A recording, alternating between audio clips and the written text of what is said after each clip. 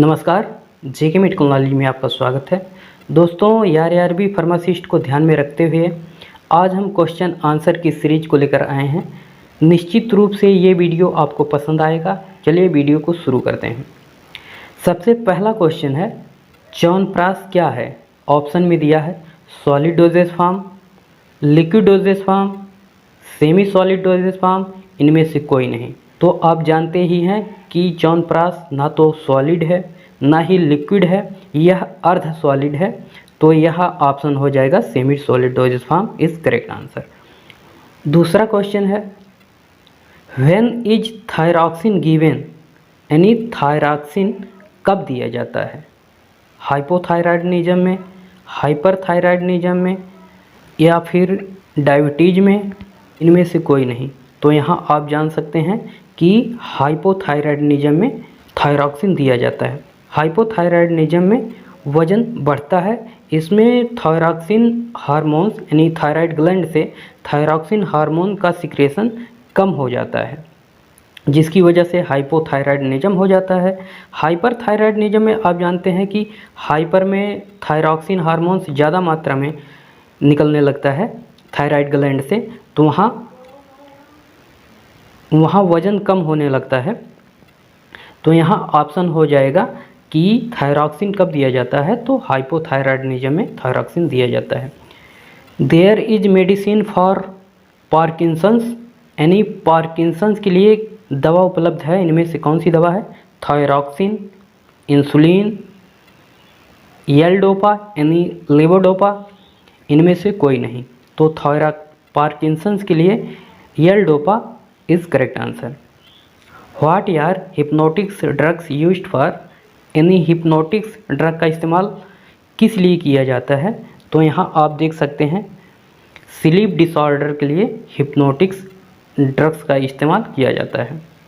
अगला question, the largest bone of the human body, मानव शरीर की सबसे बड़ी हड्डी कौन सी है? Femur, tibia, fibula, humerus. तो सबसे लार्जेस्ट बोन ह्यूमन बॉडी में है जांघ की हड्डी, फीमर। वहीं आप ह्यूमरस देख सकते हैं। ह्यूमरस जो है ये बांह की हड्डी है, और टिबिया, फिबुला ये पैर की हड्डी है। यहाँ आप देख सकते हैं। हड्डियों की बात करें तो आप ह्यूमरस से नीचे हाथ की हड्डी में देख सकते हैं टोटल एक हाथ में 30 हड्डी बोन्स होती हैं, और वहीं दूसरे दोनों हाथ को मिलाकर 30 दूना 60 बोन्स होती हैं। इसी प्रकार फीमर्स को लेकर पैर में 30 बोन्स होती हैं, दोनों को मिलाकर 60 बोन्स हो जाती हैं। तो हाथ पैर को मिलाकर 120 बोन्स होती हैं।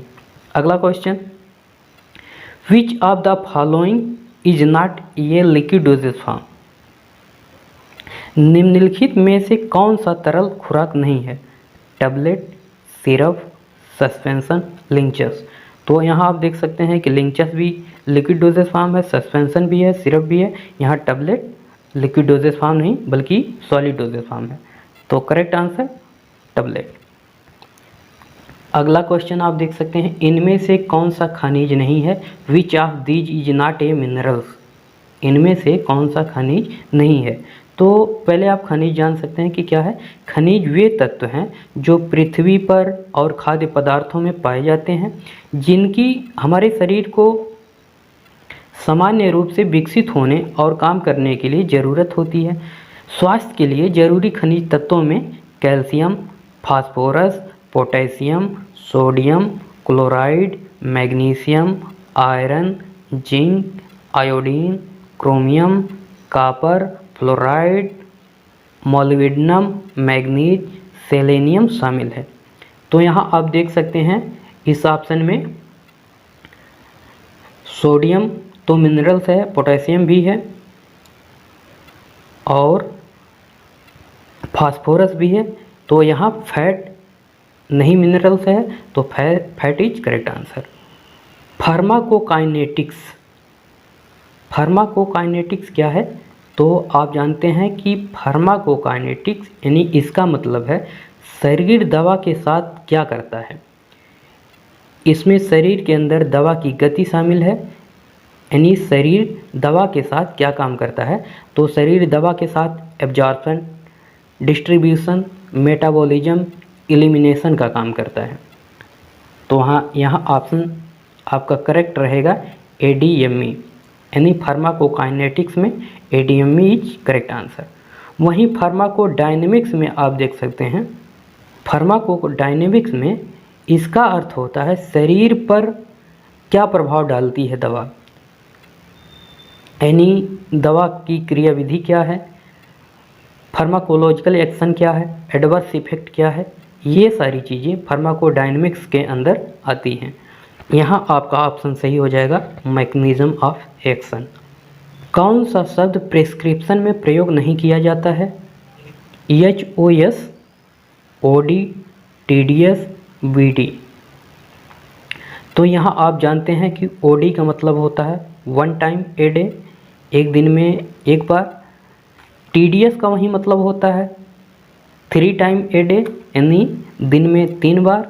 BD का मतलब होता है 2 टाइम ए डे, यानी दिन में 2 बार। यहीं आप देख सकते हैं यह HOS का कोई मतलब नहीं होता है, बल्कि SOS का मतलब होता है इफ़ नेसेसरी, यदि ज़रूरत हो तब। इसमें दिया है क्वेश्चन कि कौन सा शब्द प्रिस्क्रिप्शन में प्रयोग नहीं किया जाता है, तो HOS यहाँ ऑप्शन आपका सही होगा, यह प्रिस्क्रिप्शन में प्रयोग नहीं किया जाता है। आज का क्वेश्चन आंसर बस इतना ही। यह वीडियो अगर आपको पसंद आया हो तो लाइक करें, चैनल को भी सब्सक्राइब करें, साथ में बेल आइकन प्रेस कर लीजिए ताकि इस तरह की कोई भी वीडियो की नोटिफिकेशन आए तो आपको मिलती रहे। मिलते हैं हम अगले वीडियो में, तब तक के लिए धन्यवाद। जय हिंद।